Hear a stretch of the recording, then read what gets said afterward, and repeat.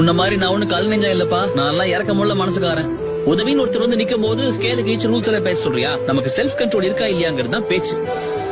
கூட வந்த ஃப்ரெண்ட காப்பாத்தாம கையை கட்டி வேடிக்கை பாக்குறவன் அந்த புழுவை விட கேவலமானவன். நான் அந்த புழுவாவே இருந்துட்டு போறேன்.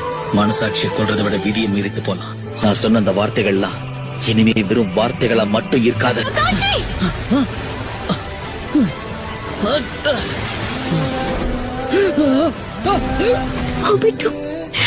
இல்ல, இந்த நிலைமையில நீ சாக கூடாது.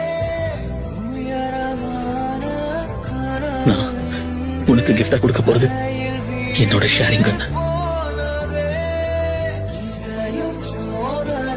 நானும் கக்காஷி ஒன்னா பகிட்டு இருந்தப்ப கூட நான் என்கிட்ட இதை பத்தி சொன்னதே இல்லை.